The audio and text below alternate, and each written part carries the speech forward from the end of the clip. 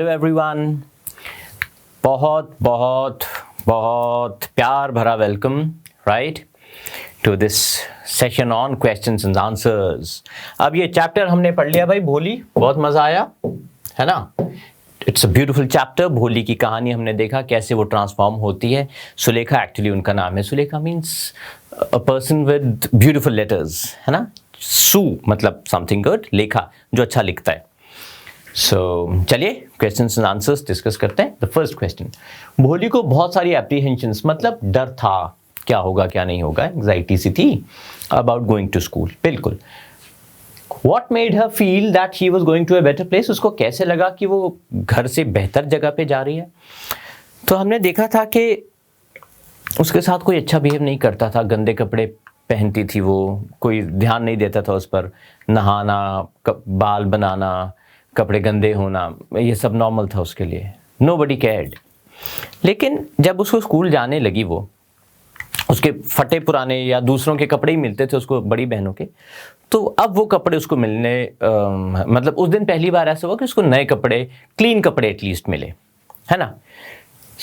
बाल भी उसके बनाए गए, ऑयल भी लगाया गया और उसको नहलाया गया।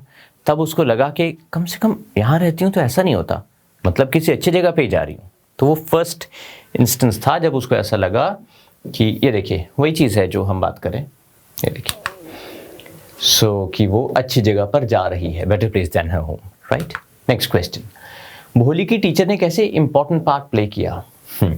सबसे पहली चीज तो उनके थोड़े से कंपैशन ने भोली को रिजुविनेट कर दिया, वो कॉन्फिडेंस दे दिया जिसकी उसको जरूरत थी।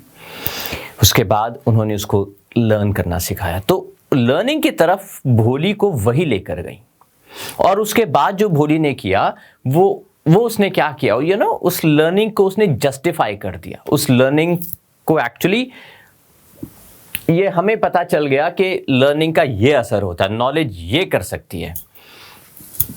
उसका स्टैमरिंग भी उन्होंने, कॉन्फिडेंस स्टैमरिंग दूर करने में भी जो कॉन्फिडेंस की जरूरत थी भोली को, वो उन्होंने ही दिया। एनकरेज किया, देखिए अफेक्शनेट थी टुवर्ड्स भोली, फियर्स हटाए, टीचर ने ट्रांसफॉर्म किया उसको इनटू अ कॉन्फिडेंट पर्सन। कहा था ना उन्होंने कि एक दिन सब सुनेंगे रिस्पेक्टफुली जब तुम सीख जाओगी। एग्जैक्टली वही हुआ उसकी शादी पे। क्यों भोली पहले मान गई टू एन अनइक्वल मैच? वो छोटी सी उम्र की और ही was 45-50। Why did she later reject the proposal? इसके बारे में, भोली के बारे में क्या बताता है? देखिए 2-3 बातें। पहली बात तो ये, वो मानी इसलिए थी क्योंकि उसको मालूम था पॉक मार्क्स हैं, उसके पेरेंट्स परेशान हैं, डाउरी नहीं देनी पड़ेगी। वो नहीं चाहती थी कि उसके पेरेंट्स को, शी वॉज नॉट लालची कि वो उसके पास रिच इंसान है तो वो लालच में शादी कर लेगी, लेकिन वो डाउरी देने से बच जाएंगे उसके पेरेंट्स। सो अपने पेरेंट्स को खुश करने के लिए उस बच्ची ने ये सैक्रिफाइस करने को अग्री हो गई थी कि ठीक है जी, डन, मान गई, right. It was such a huge sacrifice.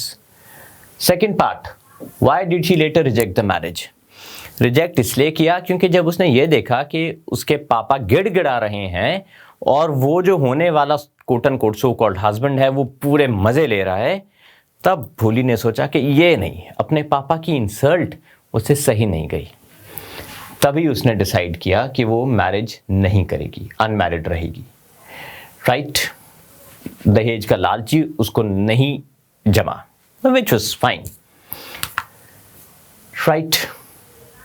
यही बताता है इस भोली के कैरेक्टर के बारे में कि वो बहुत स्ट्रॉन्ग, सेल्फ रिस्पेक्ट वाली बच्ची है, उसमें बहुत मॉरल वैल्यूज हैं और वो सैक्रिफाइस करना भी जानती है। सब सुनने के बाद, ये समझते हुए भी, ये जानते हुए, she could speak quite well, लेकिन उसको मालूम था कि उसको उसके बावजूद लोग ऐसे ही समझते हैं कि somebody who stammers और जो लेस देन अदर्स।